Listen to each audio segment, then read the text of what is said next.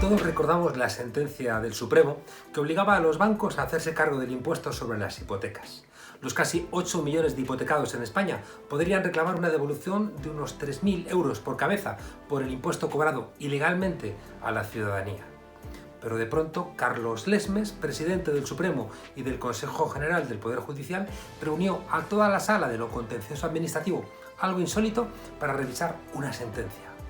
Claro, era insólito, pero era necesario para garantizarse una mayoría y revertir esa decisión. Fue el Supremo también el que exoneró de cualquier responsabilidad, aun reconociendo que se había beneficiado a Pablo Casado por el asunto del máster.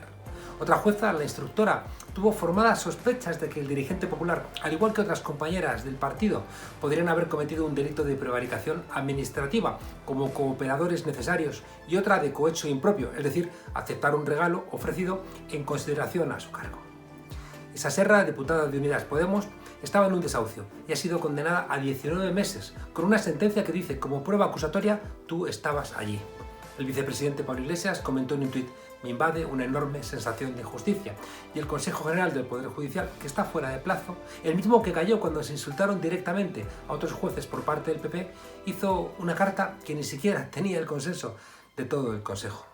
Uno podría recordar aquello que le dijo el diputado Labordeta a unos diputados del PP que estaban pisoteando la democracia, impidiendo que pudiera terminar su discurso. Pero hemos preferido invitar a 3 jueces, de los que más saben de justicia y democracia en España, a que nos ayuden a entender qué está pasando.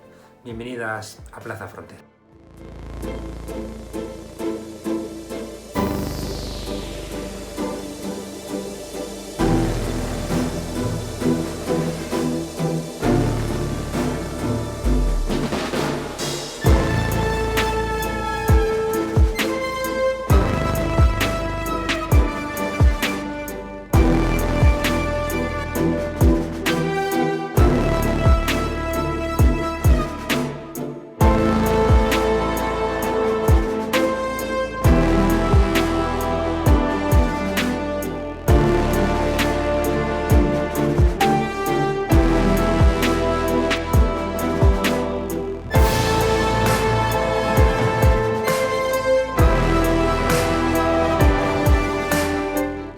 Todos una reflexión de que parece que va a trastornar muchas cosas, pero preocupa profundamente que trastoque también y trastorne el Estado de Derecho. Hay indicios en algunos países de que esa pueda ser la clave, pero también hay una firmeza por parte de algunos sectores para impedir que eso ocurra.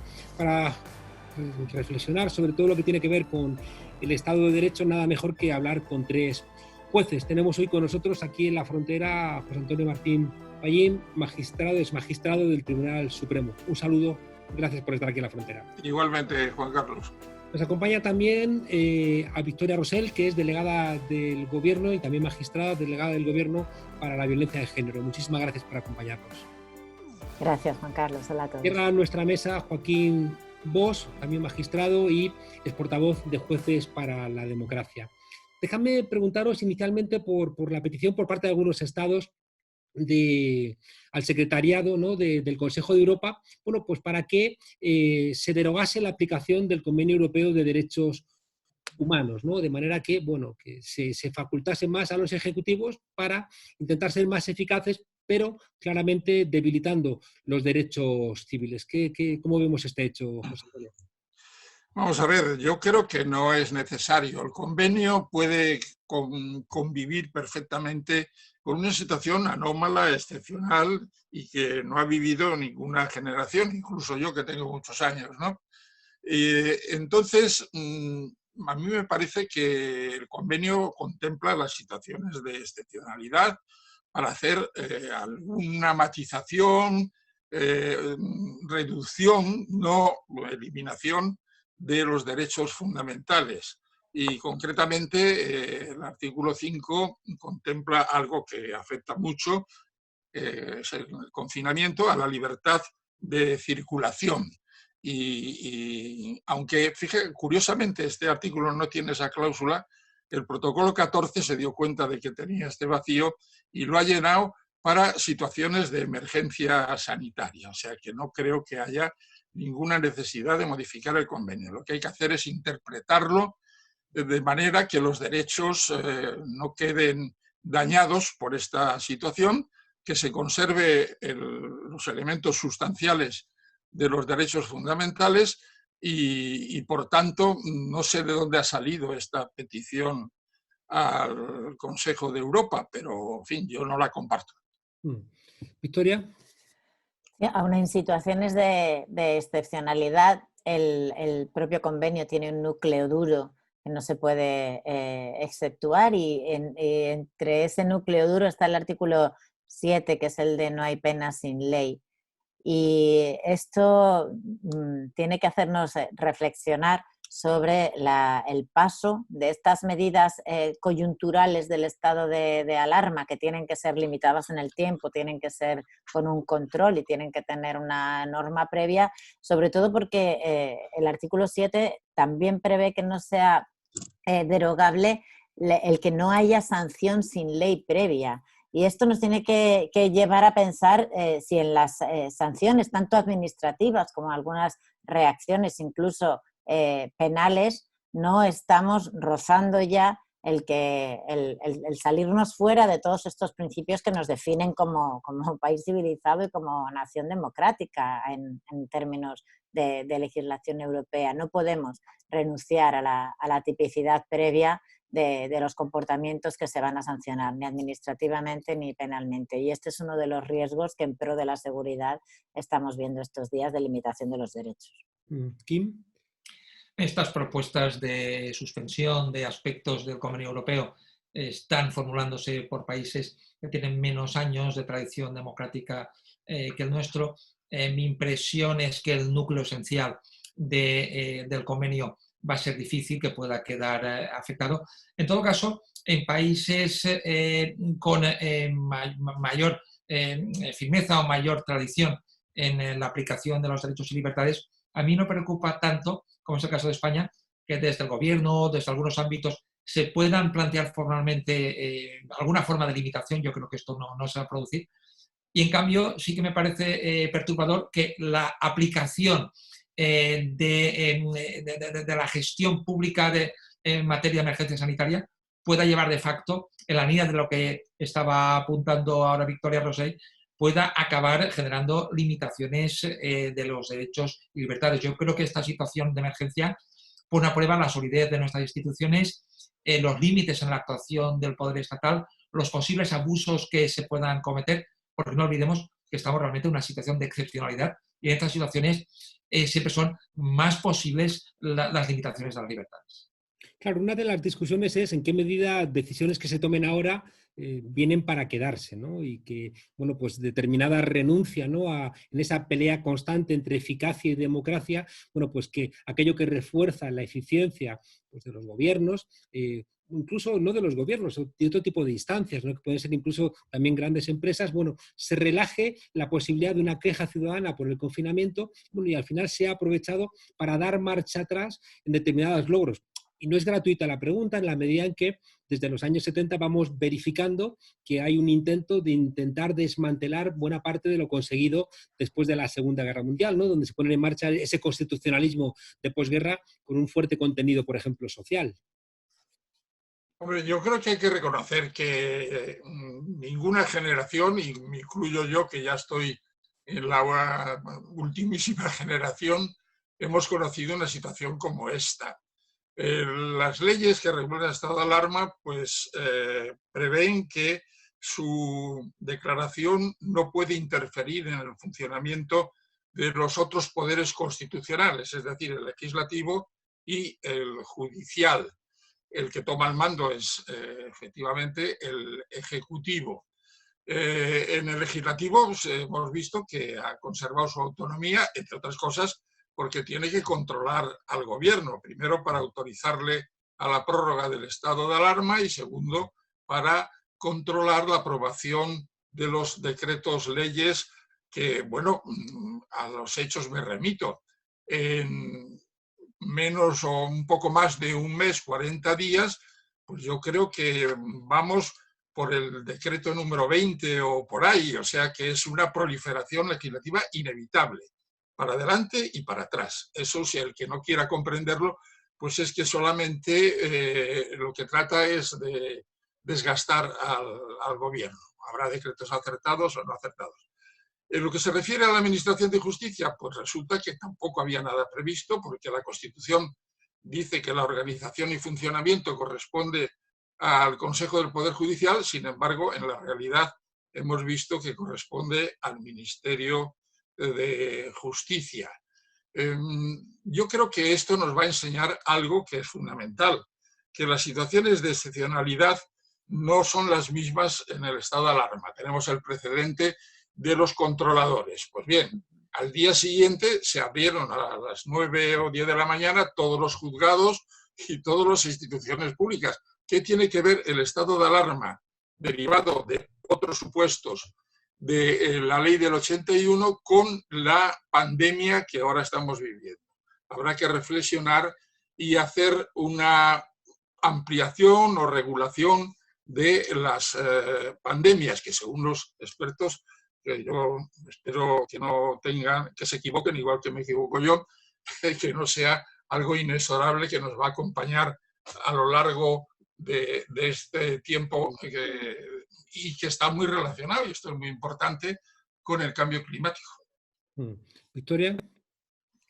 Y hay que procurar que la garantía del derecho a la salud, que es la prioridad ahora, no se transforme en una dinámica en la que vendamos nuestra seguridad o la regalemos a cambio de perder, o sea, que compremos más seguridad, perdón, a cambio de perder libertad, de perder intimidad, de perder derechos que ya han sido afectados irremediablemente, como el de circulación o el de reunión, pero ojo que estas limitaciones no tiendan a quedarse de una forma estructural, porque ya vimos en la otra crisis que no afectaba desde luego a este derecho a la movilidad, era una crisis económica que luego se convirtió en una crisis de valores y en una crisis también de derechos sociales y de derechos civiles.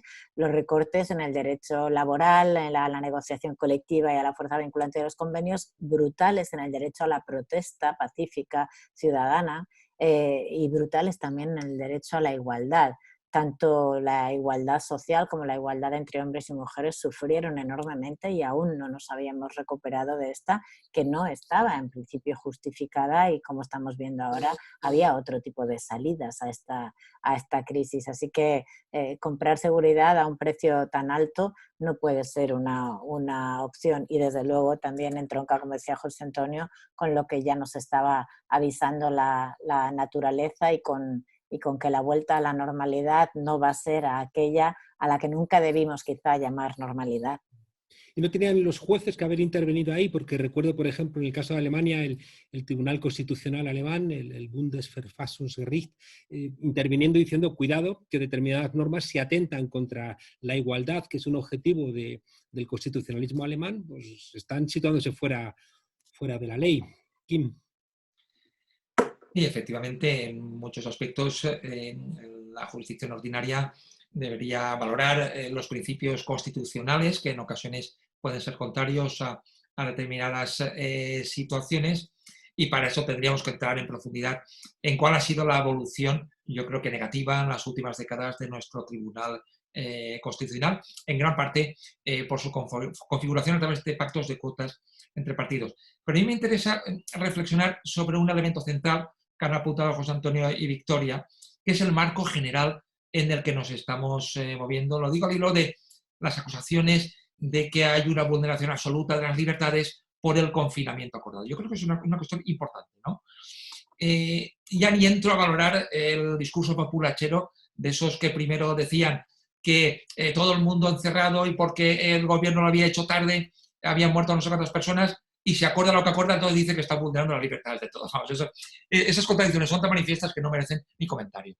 Pero sí que hay valoraciones de juristas que yo creo que están bien argumentadas, aunque no las comparto, creo que se equivocan jurídicamente, en las que dicen que la limitación de la libertad de circulación tenía que haber provocado declarar el estado de excepción.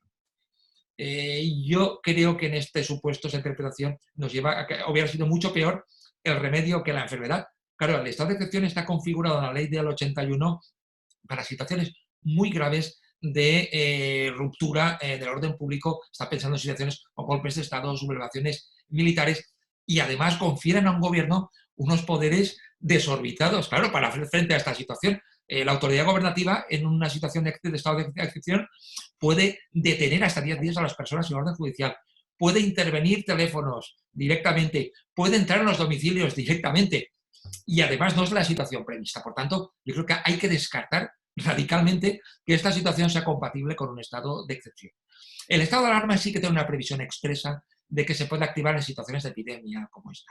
Y puede haber la duda de si la regulación de esas restricciones a la libertad de circulación se adapta a lo que ha hecho el gobierno. El tema puede ser discutible, pero lo fundamental será valorar si las medidas sanitarias acordadas se adaptan a criterios justificados, necesarios y proporcionados. En ese sentido, creo que no es discutible, la verdad, Juan Carlos, creo que nadie discute, que las decisiones del gobierno sean arbitrarias, sino al contrario, nos podrán gustar más o menos, pero se han adoptado apoyándose en dictámenes científicos y con el apoyo a las recomendaciones de la Organización Mundial de la Salud. Nadie, de hecho, ha planteado medidas alternativas al confinamiento. Por tanto, si las medidas son proporcionadas, protegen el derecho a la vida y el derecho a la integridad de manera preferente y razonable sobre el derecho de la libertad circulatoria, me parece que es ajustado el estado de alarma. Otra cuestión es que en la gestión de aspectos concretos se pueden haber producido situaciones que a mí me preocupan en relación con las libertades. Por ejemplo, algunas decisiones del Ministerio del Interior en cuanto a las sanciones apoyadas en la Ley de Seguridad Ciudadana o las medidas de geolocalización telefónica, que de momento no están invadiendo el derecho a la intimidad, pero creo que justifican que plantemos las orejas, que pongamos la antena, porque sí que hay un riesgo que en el futuro esto pueda ser invasivo en la libertad. Déjame que os pregunte por algo que también me preocupa crecientemente y es algo que termina llegando a España y que lo hemos visto en otros países, ¿no? Cómo se intenta a través de la vía judicial de intentar tumbar a gobiernos o debilitar a gobiernos. Es decir, de alguna manera se utiliza la ley o un uso espurio de la ley para conseguir fuera de las urnas lo que no se ha conseguido de las urnas. El caso ya casi clásico de Brasil, ¿no? Donde un juez sin pruebas encarcela a Lula, que le sacaba 30 puntos de ventaja a Bolsonaro, y ese juez es recompensado después con el Ministerio de Justicia y de Interior, ¿no? O hemos visto, bueno, pues un golpe de Estado contra Evo Morales, intentando justificarlo. Bueno, hemos visto la persecución con acusaciones de corrupción a líderes que estaban, como ya digo, muy por delante de sus adversarios políticos en muchos países. Y veo en España que hay muchas acusaciones, veo que hay intentos por parte del mundo político de poner a la justicia, ¿no?, como un ariete contra el gobierno, en este caso en España, y ¿notáis que puede España importar de alguna manera eso que se llama el lawfare, es decir, ese intento de utilizar la justicia para intentar debilitar al gobierno? Bueno, esto tiene precedentes. Tú has citado el de Brasil y lo comparto totalmente. Hay que decir, en honor a la verdad, que el ministro Moro de Justicia pues también ha dimitido y ha llevado ante el Tribunal Supremo a Bolsonaro. Pero bueno, estos son de otros mundos. Pero, por ejemplo, en el mundo sólido de la justicia norteamericana, siempre se ha hablado de lo que denominan ellos el activismo judicial o el judicial activism, que queda mejor en inglés, y que se puso de manifiesto de una manera verdaderamente llamativa cuando el Tribunal Supremo norteamericano se carga la política de Roosevelt de New Deal, de la nueva frontera, y se carga 42 leyes, ni una ni dos. Y deja sin efecto el programa del presidente de los Estados Unidos. Aquí el intervencionismo, bueno, parece que de momento va encaminado a poner en marcha querellas que ya están puestas, no es que no las hemos inventado, por ni más ni menos que homicidio imprudente, prevaricación y delitos contra los derechos de los trabajadores.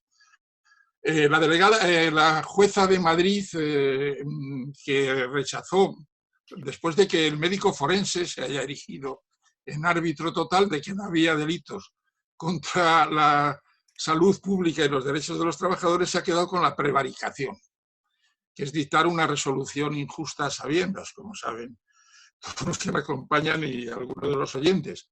Yo me planteo que quién ha dictado la resolución injusta, si el delegado del gobierno o la jueza. Eso habrá que planteárselo, ¿no? Después está el tema del homicidio imprudente. Esto está archivado en el Tribunal Supremo, en mi antigua sala y en manos de Manuel Marchena. Yo digo, oiga, vamos a ver, si yo estoy en la sala, lo que exijo es que se pronuncie la sala sobre rechazar de pleno esa denuncia o querella o meter en la cárcel al presidente del gobierno por homicida. Entonces, oiga, que lo resuelva el Tribunal Supremo. Lo que es inconcebible es que dice, no, ya vendrá, como los plazos están suspendidos, esto no tiene importancia, y ya vendrá el tiempo en que los plazos se levanten y ya diremos si estos homicidas pueden seguir practicando homicidios impunemente, porque yo no me voy a pronunciar. Hombre, a ver cómo se digiere esto, simplemente con sentido común y sentido de la racionalidad. Pero a mí lo que me alarma es que cuando termine el estado de alarma, valga la redundancia, vamos a ver una proliferación de querellas por homicidio imprudente, prevaricación y delitos contra los derechos de los trabajadores que van a poner a prueba el sistema judicial. Aparte de eso, os hacía la pregunta por lo que hemos visto que ha generado pues, una gran discusión acerca de comunicados del Consejo General del Poder Judicial, acusaciones, acompañado también del marco mediático donde cualquier anuncio de una querella se convierte en una noticia que casi declara como culpables, ¿no?, a los acusados, Victoria. Esto, independientemente de que obedeció más a las noticias, entiendo yo, que al propio tuit de Pablo Iglesias, que decía que respetaba las sentencias judiciales, que se recurrían y que tenía una sensación de injusticia frente a otros tipos de impunidades de grandes corruptos que no podemos soslayar en el país de las doctrinas jurídicas con apellidos, ¿no?, como la doctrina Botín. Pero la reacción no solo ha sido desmesurada en comparación con otros casos en los que nunca se ha citado, y a Pablo Iglesias lo ha citado 2 veces la Comisión Permanente del Consejo General del Poder Judicial por su nombre y apellido y por su cargo en la actualidad, cuando obviaron el nombre pues de Rafael Catalá cuando efectuó un ataque ad hominem a un juez, a uno de los miembros del Tribunal de la Manada, pero sobre todo vicepresidentas del gobierno, María Dolores de Cospedal, aquel Rafael Hernando acusando a José Ricardo de Prada, uno de los mayores especialistas en justicia universal, en justicia transicional y en derechos humanos a nivel internacional que tenemos en nuestra justicia, un sabio y compañero de asociación, de filoetarra.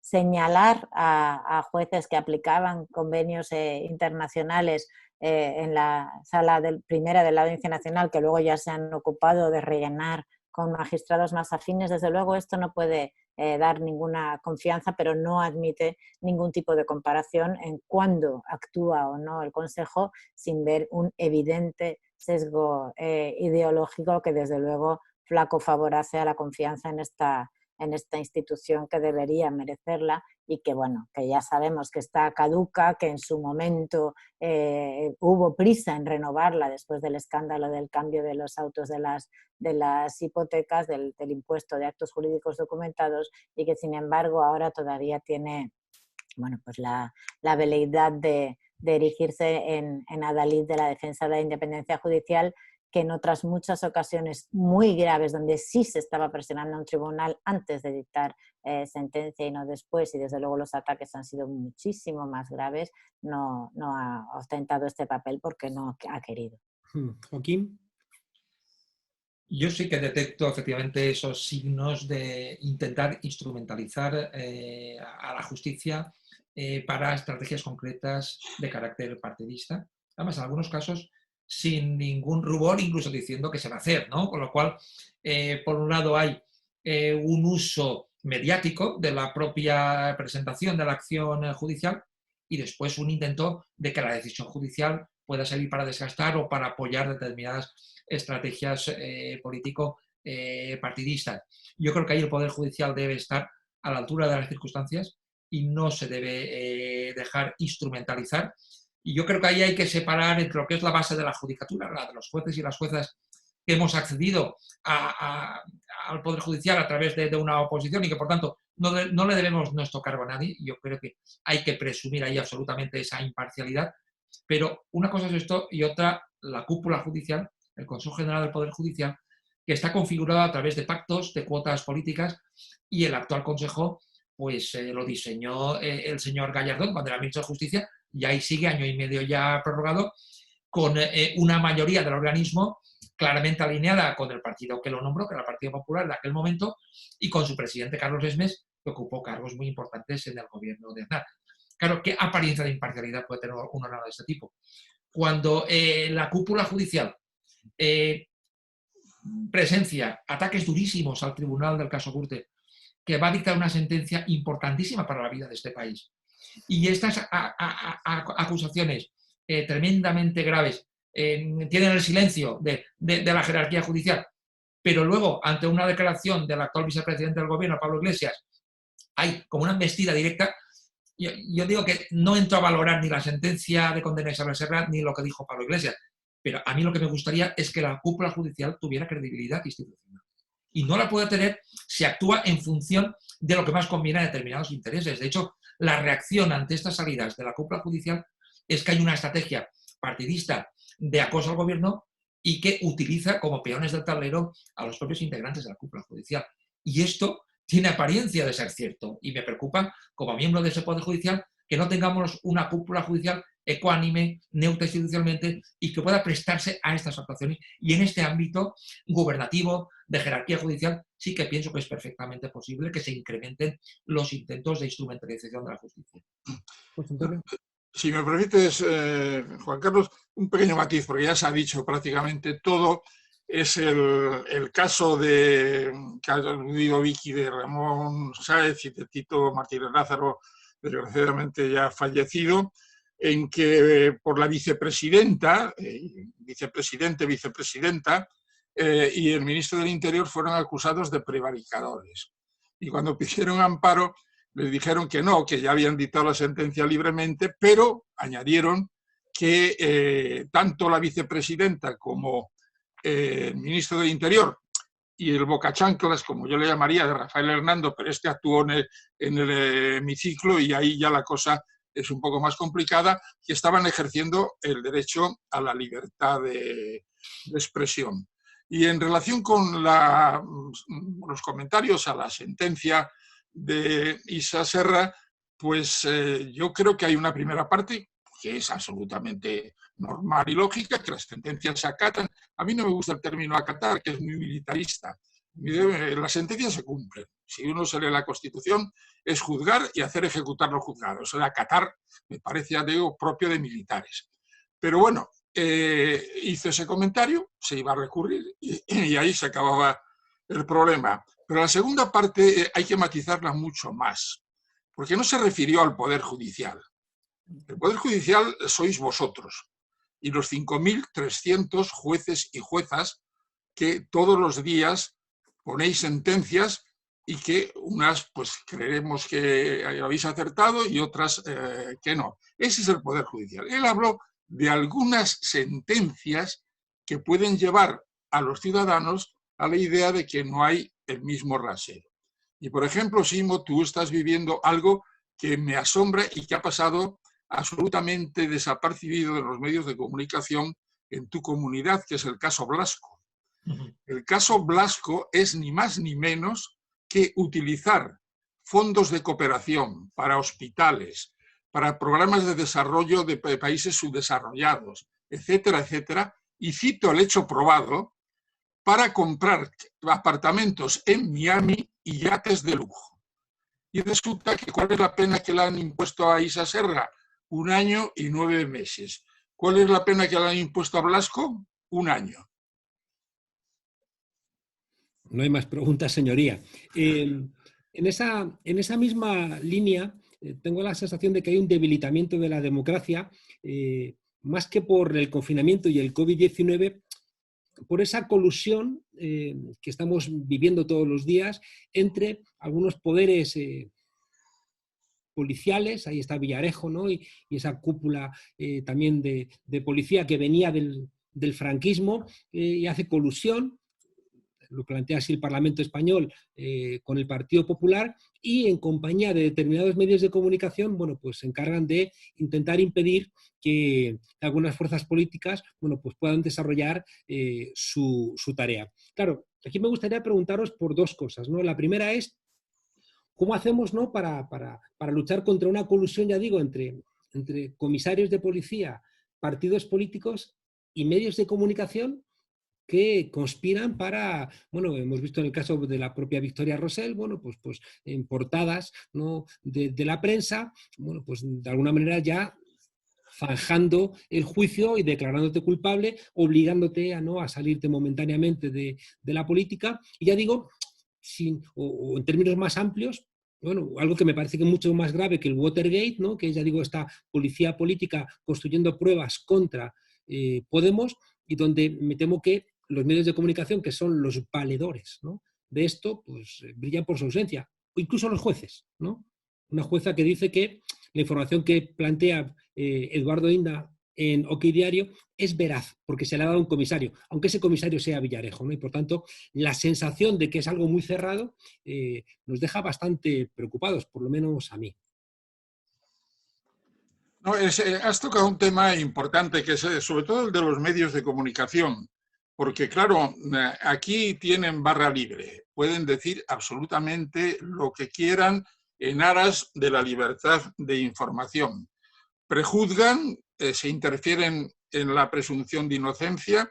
Por ejemplo, en Norteamérica, que bueno, pues no es que sea un país modélico ni mucho menos, y mucho menos ahora, cualquier prejuzgamiento por parte de los medios de comunicación, ahí tienen el sistema de jurado, es considerado como un desacato a la Corte, un contempt of court que está sancionado como delito. En Norteamérica, el Watergate lo admitió un juez cuando, no me acuerdo ahora los nombres de los dos periodistas, me acuerdo de los artistas, pues le llevaron papeles, pruebas, grabaciones y cosas. Aquí no. Aquí basta con que un señor vaya a la fiscalía y dice, mire usted, creo que hay un delito por ahí de corrupción y tal. No, usted investigue, pero ¿con qué? Con recortes de periódico. Y eso los jueces debían ser muy exigentes, pero vamos, es que está desde 1882. Y usted, las querellas se rechazan de plano cuando no vienen acompañadas de una serie de documentos probatorios o de pruebas de otra naturaleza que den apariencia de la existencia del delito. Pero eso no, yo pongo en marcha, esto lo dejo en manos de la Fiscalía, que parece que ser la que va a investigar en el futuro, lo cual creo que es inconstitucional, pero de todas maneras, pues ahí queda eso. Y yo creo que los jueces ahí deberían tener, hombre, no, voy a poner un ejemplo que, perdonadme la petulancia, pero todo el mundo sabe que yo me manifesté contra la guerra de Irak, Aznar, y yo recibí una querella contra Aznar por la guerra de Irak y la rechacé de plano, porque no me parecía que una actuación del gobierno pueda ser enjuiciada por el Poder Judicial, un acto político neto y estricto. Me llamaron mucha gente del PP diciendo, hombre, alabando y extrañándose, no, es algo que tengo interiorizado, pero tanto para el señor Aznar como para el señor Zapatero o para el que sea el presidente o presidenta del gobierno, que ya va siendo ahora Vicky que haya una presidenta del gobierno. Sí. Muy bien. Sí, es tremendo que por las vías de alguna degradación del sistema político al que están contribuyendo muchos autodenominados medios de comunicación, más en época de redes sociales cualquiera, sin ningún tipo de contraste, algunos no vean el riesgo de que las políticas públicas hayan de ceder frente a personajes no elegidos democráticamente, ¿no? Lo hemos visto incluso en ejemplos como preferir actos de caridad a políticas públicas sostenibles de de servicios como la sanidad. Y es verdad que no hemos hecho el análisis de si en la anterior crisis el Poder Judicial estuvo realmente a la altura de la ciudadanía, a la altura de los derechos de la ciudadanía, que debía haber sido el último reducto donde ir a reclamar los derechos de reunión y manifestación pacífica, los de protesta, los de expresión, los derechos laborales perdidos por el camino. Hubo jueces magníficos que sí estaban directamente aplicando los convenios de la OIT frente a legislación nacional que les parecía que contradecían estas normas con cierto efecto de primacía. Pero ahora que tenemos esta segunda oportunidad de evaluar cuándo está o no la justicia a la altura que merece la ciudadanía a la que se debe, veamos si vamos a perder más tiempo en admitir querellas claramente instrumentales de la política y de los medios de comunicación absolutamente insostenibles y que solo contribuyen al fango político, decir tú estás imputado, bueno, pues ahora dimite, y si no, en fin, querellas eso por homicidios imprudentes, querellas por la última encuesta del CIS, querellas en campaña electoral, como la que sufrí yo, que es un paradigma de la separación de poderes dado la vuelta, ¿no? Es que es una viñeta. O sea, era un ministro y un juez haciendo dimitir a una persona que había sacado un escaño en el Congreso con la ayuda de un medio de comunicación. Pero en este caso, fíjate, el medio de comunicación, y lo cuenta David Jiménez de El Mundo, no tenía ninguna sospecha, ninguna defensa, de la veracidad de lo que estaban publicando. Cuando Villarejo le daba las supuestas exclusivas a los periodistas más cloaqueros del mundo, lo llamaban periodismo de investigación, y todos sabían que no era periodismo de investigación, que era directamente mensaje político disfrazado de atestado, con lo cual dar a eso hoy en día veracidad es no querer estar en este mundo. Pero en fin, extrapolando estos casos, y desde luego el mío, del que aún me cuesta hablar, creo que los jueces, la judicatura en esta crisis sí tiene que demostrar con quién estás, y con estas veleidades que son perder el tiempo, investigar determinadas muertes en residencias de ancianos, determinadas cosas imputables al gobierno de una manera insostenible en derecho, o estar pues con el más que previsible repunte de las denuncias por violencia de género, con la defensa de derechos que una pandemia no puede contribuir a destruir. Si me permites, Juan Carlos, es que yo, lo que ha dicho Vicky, yo tampoco sería partidario, no admitiría una querella contra la presidenta de Madrid por la cosa de las residencias de ancianos. Esto es una cuestión de una nefasta política sanitaria que tendrán que decidir en una sociedad democrática los ciudadanos. ¿A quién quieren votar? A unos señores que dicen con, no sé, una simpleza, que el dinero está mejor en los bolsillos de los españoles que empleados en enseñanza y en sanidad. Bueno, oiga usted, si usted lo vota, pues allá ustedes, pues no se queje de que esto funcione como funciona. Este es un problema de responsabilidad política, no de responsabilidad penal. Yo, Juan Carlos, el tema que has apuntado, me gustaría decir algo para que no pasara desapercibido, porque creo que es un tema muy importante, todo el tema de las cloacas policiales y cómo esta situación pues, se ha podido mantener. Y daría dos datos no controvertidos, que son muy claros de cómo estamos en este país en relación con estos temas. Primero, un ministro del Interior que aparece en grabaciones diciendo cómo se tienen que reunir pruebas falsas para perjudicar a adversarios políticos. Conversaciones que nunca han sido desmentidas por la propia persona que participó en ellas. Punto 2. Una cúpula policial con altos cargos del mismo ministerio que en lugar de perseguir delitos se dedica a, con el dinero de todos, a esconder, destruir pruebas de casos de corrupción del mismo partido de un gobierno. Hecho reconocido por varios de los policías que intervinieron. Quiero decir, no estoy acusando ni interpretando, estoy simplemente poniendo sobre la mesa dos situaciones no controvertidas. Estos hechos en cualquier democracia avanzada europea habrían provocado un terremoto político. Pero sería algo así en Francia o en Alemania, yo creo que sería inconcebible, ¿no?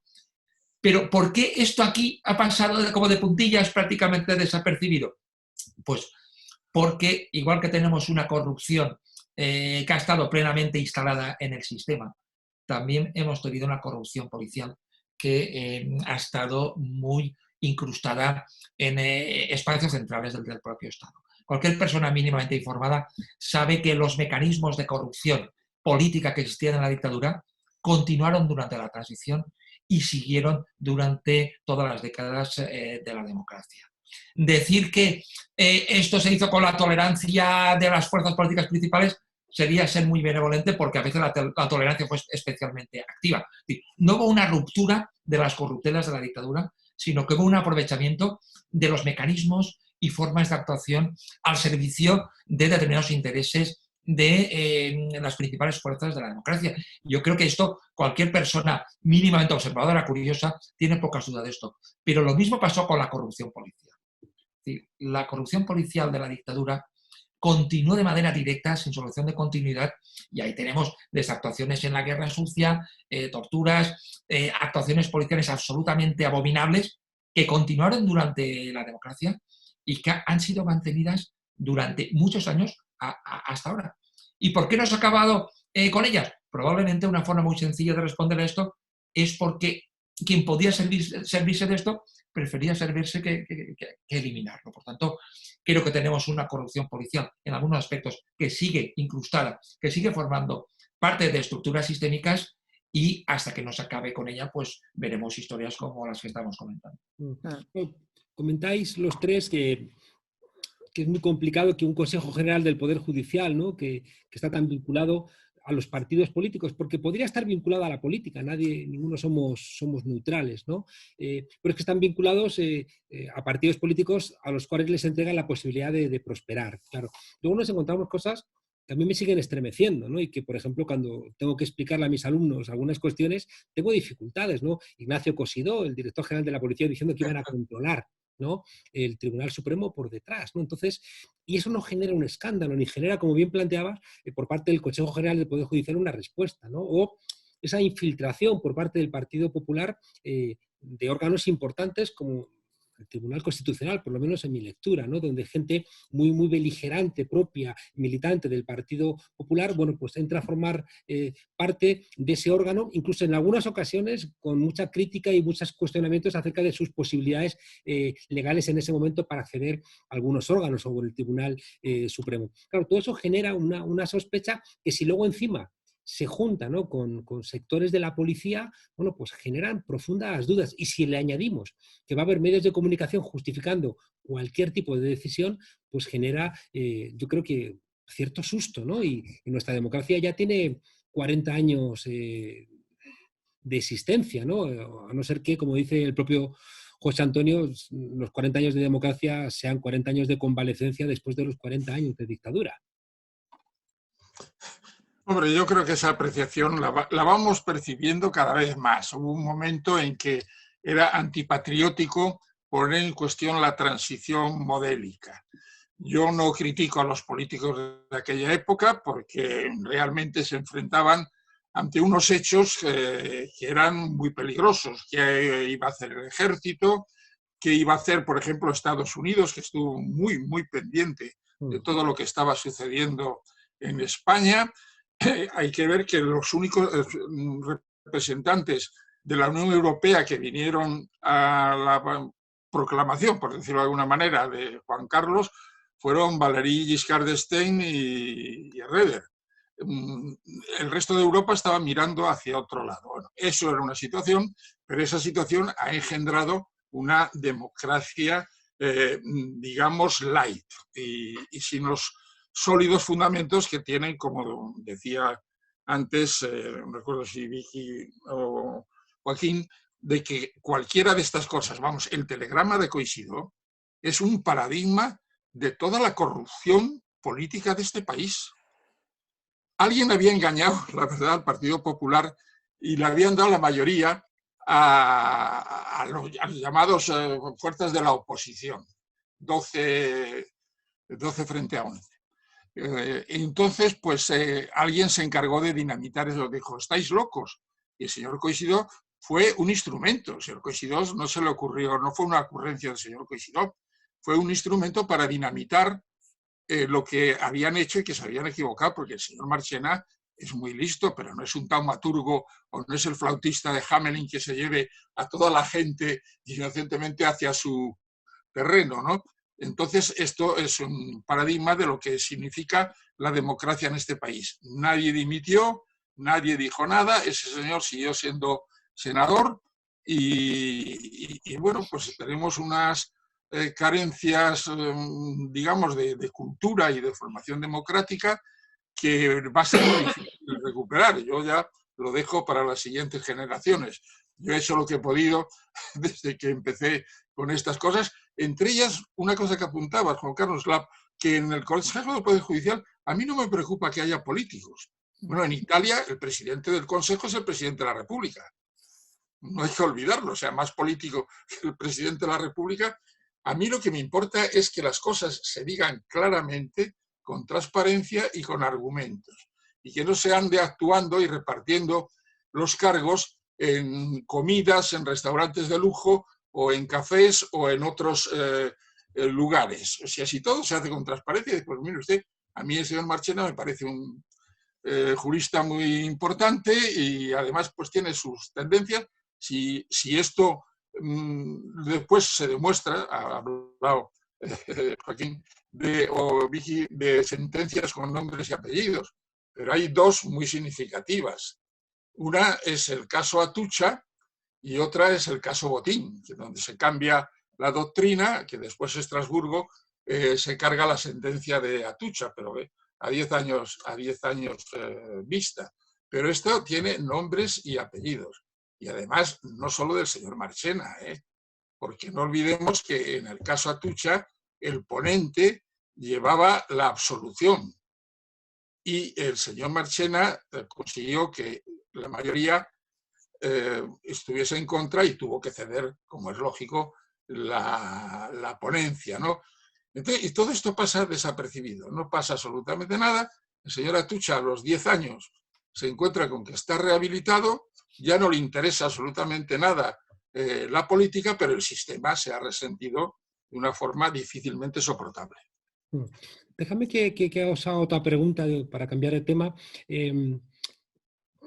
No sabemos qué va a pasar después del confinamiento, ¿no? Hemos visto algunos documentos de Naciones Unidas diciendo que está habiendo un incremento de la violencia de género, ¿no? Entonces quería preguntar en concreto a Victoria Rosell, como jueza y también como delegada del Gobierno para la violencia de género, bueno, ¿qué se está haciendo y cómo de alguna manera el funcionamiento jurídico puede ayudar a solventar la situación? Una situación que además me gustaría que nos plantearas en la medida de lo posible si estáis haciendo previsiones de cómo va a ser después del confinamiento la situación de la violencia de género.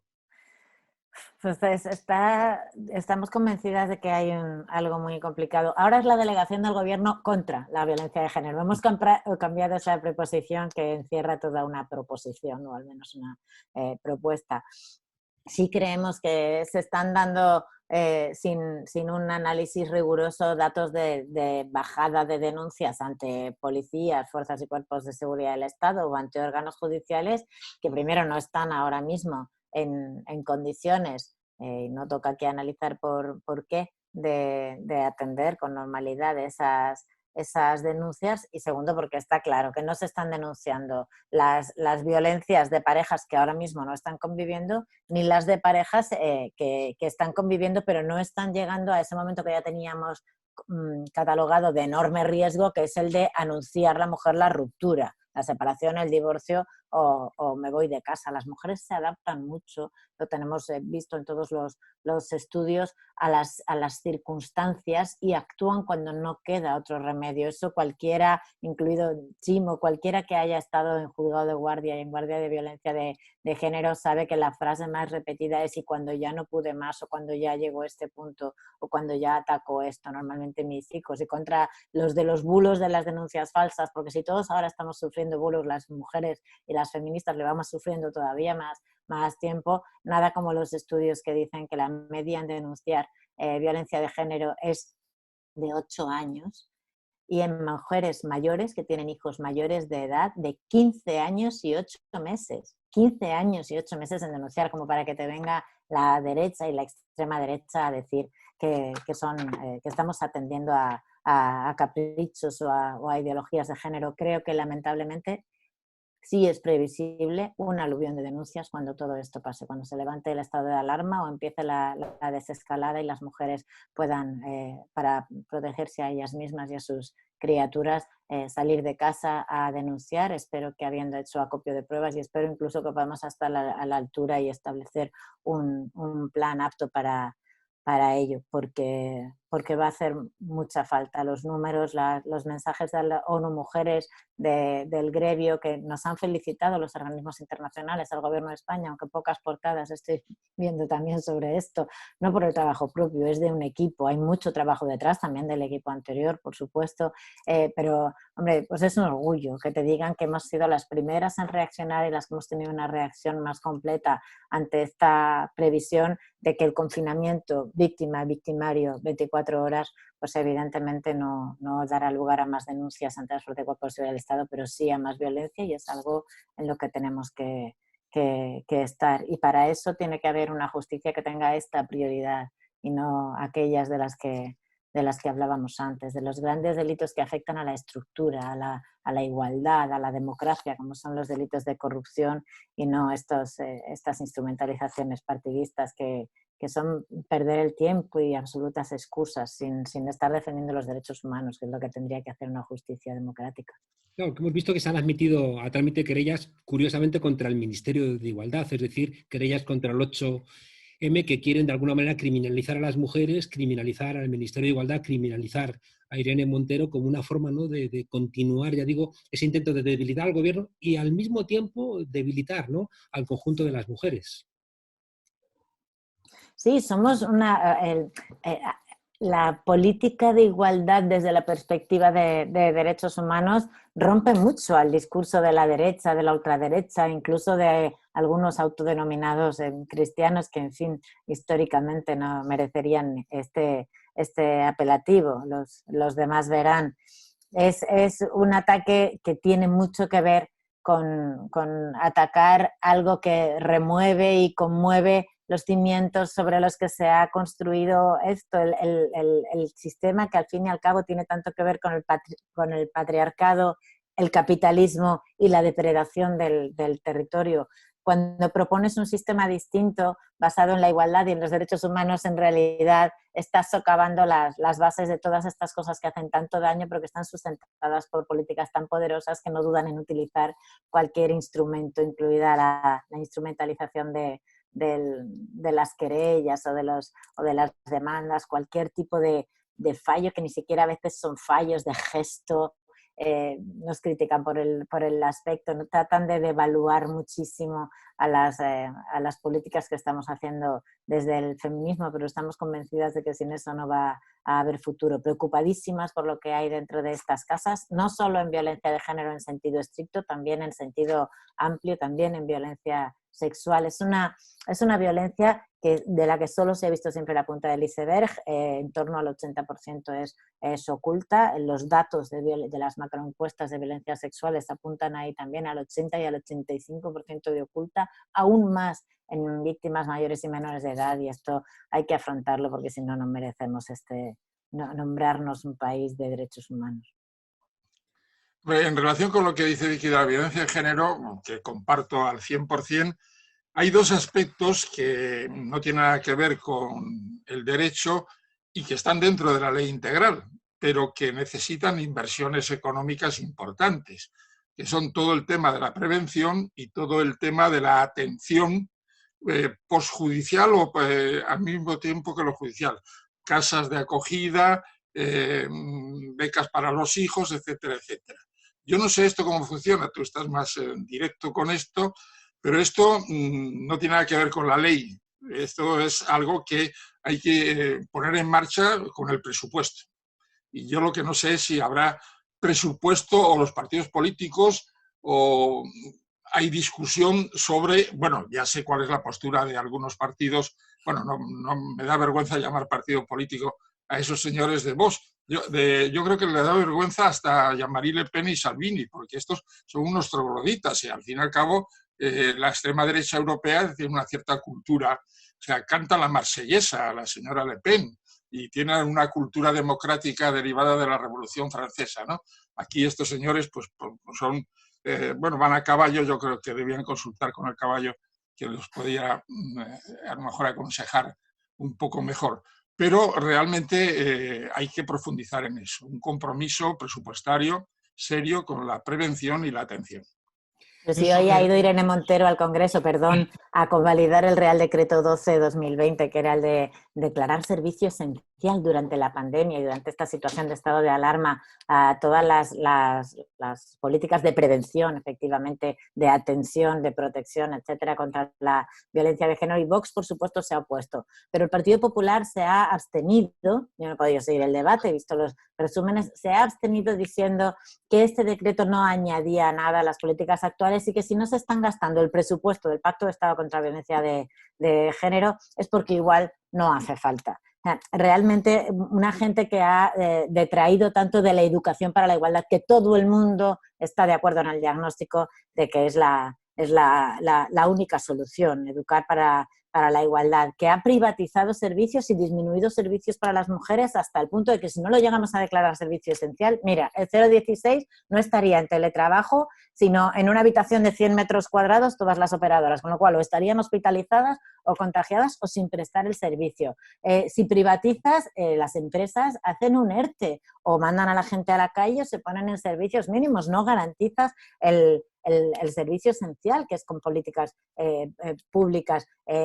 Si no pones un WhatsApp para momentos de confinamiento, las mujeres que no pueden hablar en alto delante de su agresor pidiendo ayuda, no pueden y está teniendo muchísima aceptación. Así que efectivamente todo esto se les llena la boca de que sí, que condenan los asesinatos a mujeres, porque previamente al asesinato hay unas situaciones que se pueden prevenir, en las que hay que invertir y en las que dicen que sí con la boca pequeña, pero la verdad es que lamentablemente luego demuestran que esto no fue, o sea, fue un gran pacto de Estado, pero no es un gran acuerdo de principios.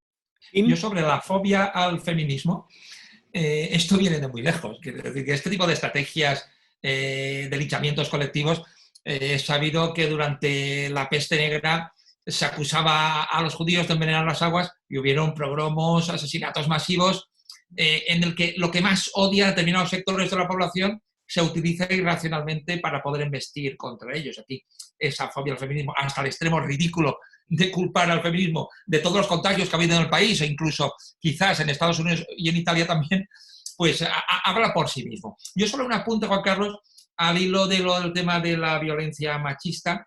Yo he estado 2 semanas de guardia desde que se declaró el estado de alarma, y sí que hay como una contradicción en el sentido que es cierto que hay más consultas a los teléfonos de atención a la víctima, pero a la vez hay menos denuncias. Es evidente que tiene que haber más violencia de género, porque se cumplen todos los indicadores. Está la gente recluida en sus casas, está todo el mundo mucho más nervioso, hay más posibilidad física de agresiones, pero al mismo tiempo también pasa una cosa que ya pasó durante la crisis económica de 2007-2008, que es que en determinadas situaciones es más complicado denunciar y marcharse de la casa. Ahora mismo es muy difícil encontrar otro domicilio en esta situación de pandemia. Muchas mujeres tienen menos ingresos económicos, se han quedado sin trabajo o pueden quedarse sin trabajo, y esas situaciones lamentablemente favorecen todavía más el maltrato y el continuar en el mismo domicilio que el agresor. Y a mí una cosa que me ha llamado la atención en los casos de violencia machista que he tenido que atender es que me han llegado más casos que nunca de denuncias de vecinos, por ejemplo.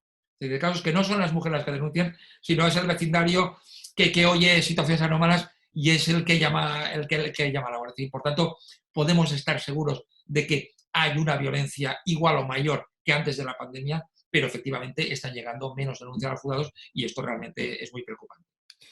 Hemos agotado el tiempo, pero quería haceros como 2 o 3 preguntas. No hace falta que contestéis los 3. Son preguntas como muy, muy concretas. La primera es, ¿se espera un repunte, casi un colapso judicial después del confinamiento? Igual, Chimo, tú eres quien tiene... Sí, con toda seguridad. Llevamos en los juzgados 1 mes y medio prácticamente paralizados, excepto los casos más urgentes, la guardia, los casos con preso, temas de familia muy urgentes.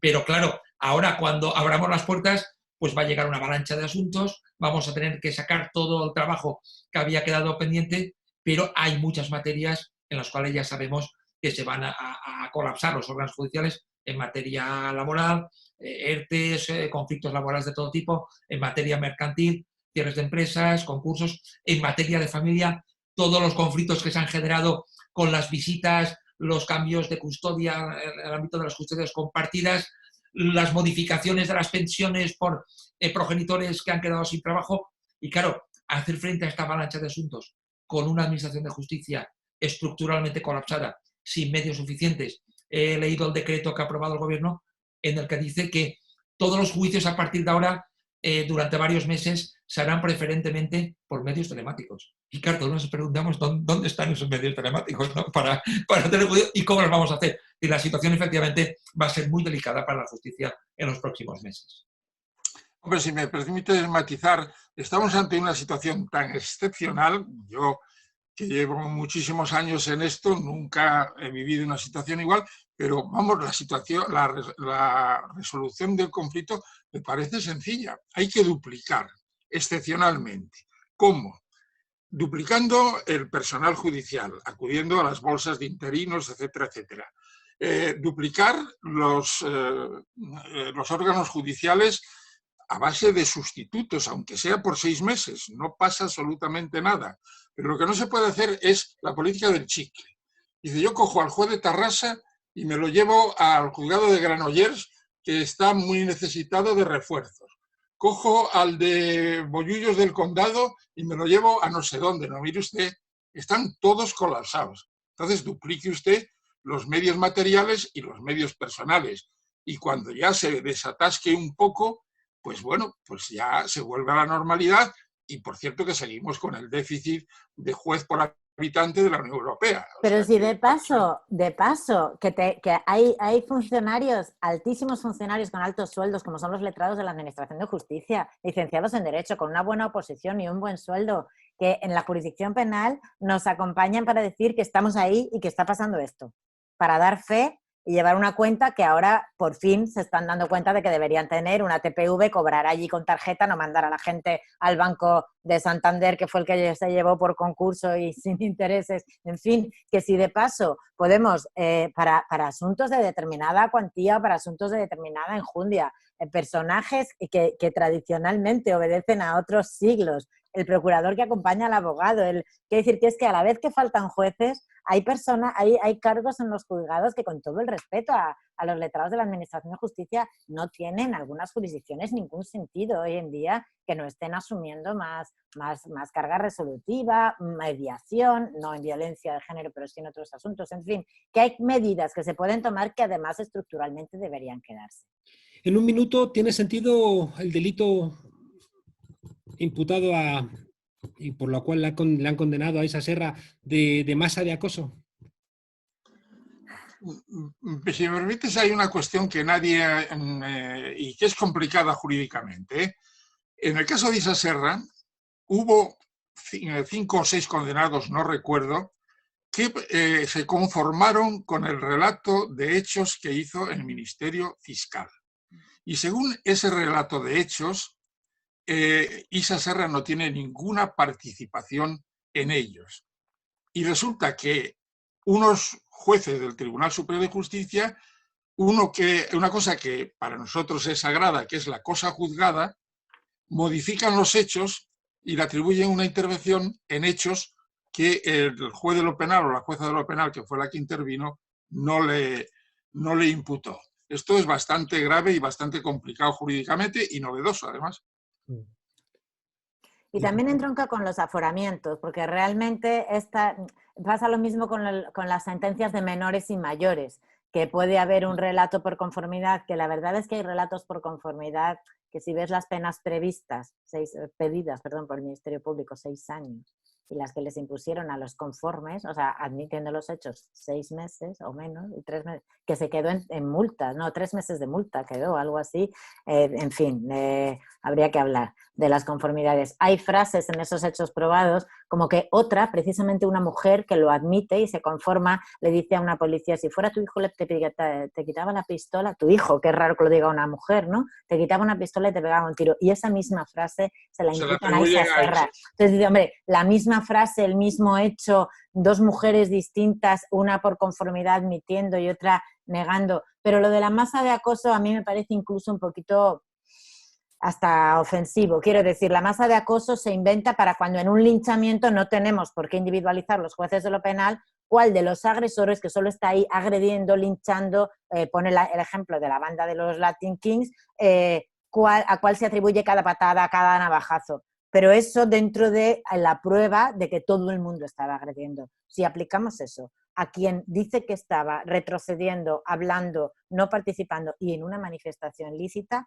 pero no para individualizar cada golpe, sino para acreditar su autoría, es posible que sí que estemos perdiendo el mínimo canon constitucional de prueba y habría que pensar qué doctrinas son aplicables a algunos delitos, porque esta yo creo que en los delitos contra orden público, manifestaciones, es novedosa. Pero en fin, de todas maneras, como cabe recurso, estaremos a lo que diga el Tribunal Supremo. Kim, ¿querías decir algo? Sí, brevemente, yo creo que es una interpretación jurídica que es discutible.